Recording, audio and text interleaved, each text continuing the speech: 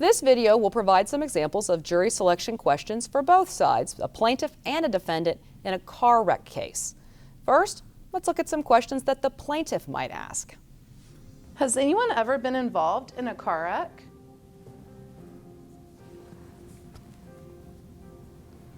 Jury number 6, were you injured in that car collision? Yeah, I dislocated my shoulder and had to have some physical therapy. Wow, I'm sorry to hear that. Who was at fault in that collision? It was the other driver who hit me from behind. Does anyone here think car repairs are too expensive or that mechanics charge more than they should?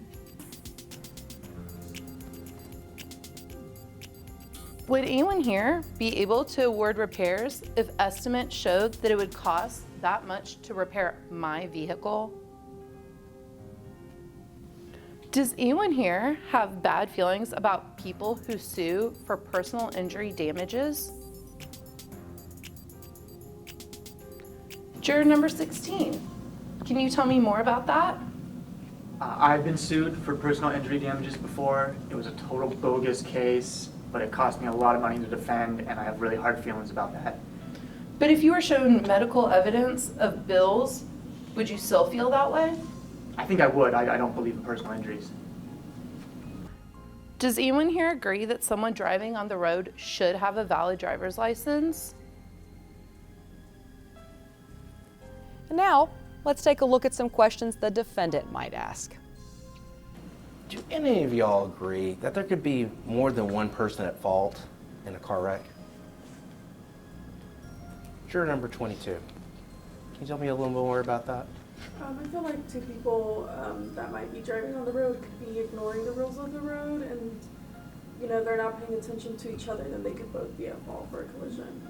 So if people aren't paying attention, I don't want to put words in your mouth, but what I heard from you is that if two people aren't paying attention and there's an accident, that would be a point where both of them are responsible, right? Yes. Okay. Juror number 2, do you agree with that? Yeah, that's right. Now, has that ever happened to you in a case?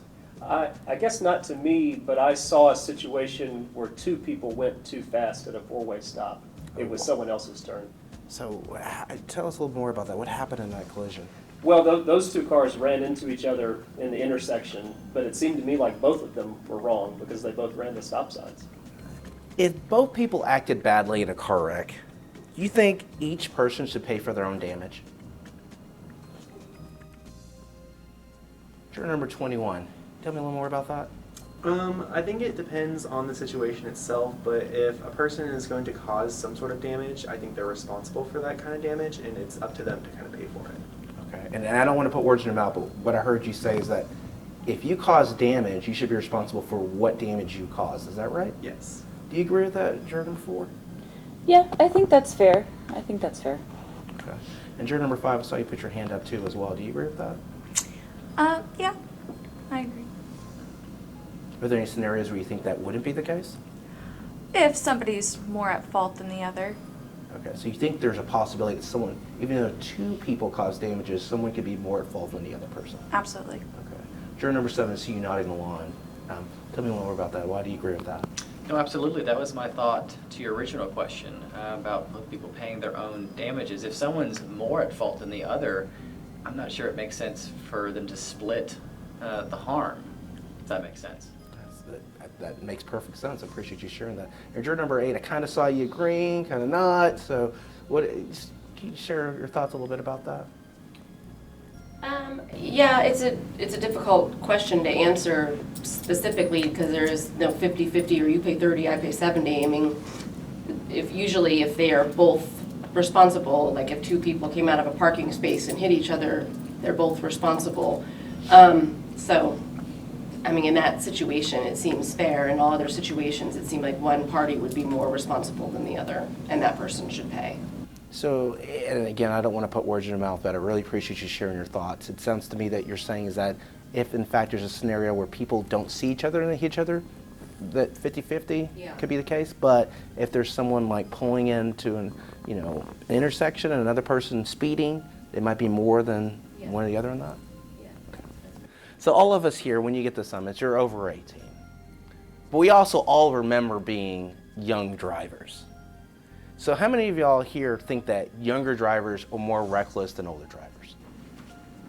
Well, you were quick to shoot your hand up right there, juror number 6. Can you talk more about that? I just see these teenagers flying down the road in my neighborhood every day, and they almost hit my dog, and they almost hit my kid, and they don't pay attention, and I read about it on Nextdoor, and it still happens. Okay. What do you think about that, juror number 3? When I was in high school, I hit a lot of different cars, my parents' cars, some mailboxes. I've gotten better at driving, so. Wow, when you say you've hit a lot of cars, Yeah. how many cars did you hit? 4? 4? Yeah. After you turned 16? Yeah. I was 17. Yeah, okay. I saw juror number 22. You kind of just smile and nod with that as well. When you were young, did you happen to hit 4 or 5 cars too? I didn't hit cars, but I accidentally didn't brake on time, so I ran into the wall in a parking garage.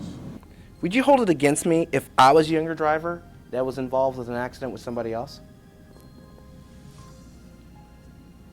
I saw you sheepishly putting your hand up, juror number 4. Talk about that. Well, I mean, I was a great driver when I was younger, but I don't know about you. And I know a lot of young drivers are pretty bad. So What made you a great driver? I just paid really good attention, and I went to driver's ed. I never got a ticket. I was a really good driver. Okay. So in your experience, what would make somebody a bad driver? Driving too fast, not really paying attention. I feel like a lot of the kids driving now are more worried about looking cool than being safe. So yeah, I don't know. You might be that kind of driver. Remember, the questions in this video are just examples. You can ask any questions that you like as long as they are relevant to your case.